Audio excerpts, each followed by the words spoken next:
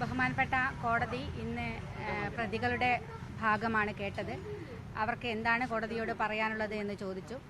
അതിനുശേഷം പ്രതിഭാഗത്തിൻ്റെ അഡ്വക്കേറ്റ്സ് പറഞ്ഞത് നാളെ ഇന്ന് അവർക്ക് അതിൻ്റെ ജയിലിൽ നിന്നുള്ള റിപ്പോർട്ടുകളുടെ കോപ്പികളൊക്കെ അവർക്ക് വേണം എന്ന് പറഞ്ഞു. അത് വെച്ചിട്ട് നാളെ അതിൻ്റെ അന്തിമവാദം കഴിഞ്ഞതിന് ശേഷമാണ് ശിക്ഷ പ്രഖ്യാപിക്കുക എന്നതാണ് ബഹുമാനപ്പെട്ട കോടതി ഇന്ന് പറഞ്ഞിരിക്കുന്നത്. അതെ, തീർച്ചയായിട്ടും അങ്ങനെ പ്രതീക്ഷിക്കുകയാണ്. കാരണം ഏറ്റവും മൃഗീയമായും ക്രൂരവുമായ ഒരു കൊലപാതകമാണിത്. വളരെ അപൂർവമായിട്ടുള്ള ഒരു കൊലപാതകമാണ്. അതുകൊണ്ട് അത് കോടതിക്ക് ബോധ്യമായിട്ടുണ്ട്. അതിനനുസരിച്ച് ശിക്ഷ കൊടുക്കുമെന്ന് തന്നെയാണ് ഞാൻ പ്രതീക്ഷിക്കുന്നത്. ക്യാപിറ്റൽ പണിഷ്മെൻ്റാണ് നമ്മൾ ആഗ്രഹിച്ചത്. എന്തായാലും കോടതി ഇത്തരം കാര്യങ്ങളൊക്കെ വളരെ വിശദമായി പരിശോധിക്കുന്നുണ്ട്.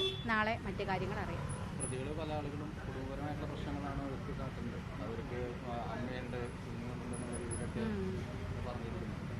അതെ, കോടതി അവർ പറഞ്ഞിരിക്കുന്നത് വിവാഹം കഴിച്ച് ഭാര്യയുണ്ട്, മക്കളുണ്ട്, അവരുടെ കുടുംബത്തോടൊപ്പം പുറത്ത് താമസിക്കണം, പാലിയേറ്റീവ് പ്രവർത്തനം നടത്തണമെന്ന് പറഞ്ഞ ആളുണ്ട്, അമ്മ ഒറ്റയ്ക്കാണ് എന്ന് പറഞ്ഞ ആളുണ്ട്. അങ്ങനെ വിവിധ കാരണങ്ങളാണ് ഈ പ്രതികൾ പറഞ്ഞത്. സ്വാഭാവികമായിട്ടും അവർക്ക് അവരുടെ വാദം ഉന്നയിക്കാം. ചന്ദ്രശേഖരൻ്റെ അമ്മയുണ്ടായിരുന്നു.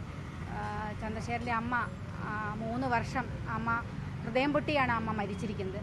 സത്യത്തിൽ ഇതൊക്കെ അമ്മയും കൂടെ അറിയുകയാണ്. ഞാൻ അവിടെ ഇരിക്കുമ്പോൾ എൻ്റെ മനസ്സ് മുഴുവൻ അമ്മയുടെ അടുത്തായിരുന്നു ഉണ്ടായിരുന്നത്. അവർ അമ്മയെ ശുശ്രൂഷിക്കണമെന്ന് പറഞ്ഞു. തീർച്ചയായിട്ടും പ്രായമായ അമ്മയെ ശുശ്രൂഷിക്കേണ്ടത് അവരുടെ ആവശ്യമാണ്. അതിലൊന്നും നമുക്ക് അഭിപ്രായ വ്യത്യാസമില്ല. പക്ഷേ അങ്ങനെ ചെയ്യുന്ന ആളുകൾ മറ്റുള്ളവരുടെ കുടുംബമുണ്ട് എന്നുള്ളതോ അമ്മയുണ്ട് എന്നുള്ളതോ ഓർത്തില്ല എന്നുള്ളതാണ്. അവർക്കിപ്പം അത്തരം വാദങ്ങളൊക്കെ പറഞ്ഞിട്ടുണ്ട്. കോടതി അതൊക്കെ കേട്ടിട്ടുണ്ട്. വളരെ വിശദമായ കാര്യങ്ങളാണ് കോടതി പരിശോധിക്കുന്നത്. നാളെ അനുഭാവപൂർവമായ വിധി ഉണ്ടാകുമെന്ന് തന്നെയാണ് ഞാൻ പ്രതീക്ഷിക്കുന്നത്. നാളെ ഹാജരാക്കാൻ പറഞ്ഞതുകൊണ്ട് തന്നെ അവർക്കുള്ള ശിക്ഷ കൂട്ടുമെന്ന് തന്നെയാണ് പ്രതീക്ഷിക്കുന്നത്.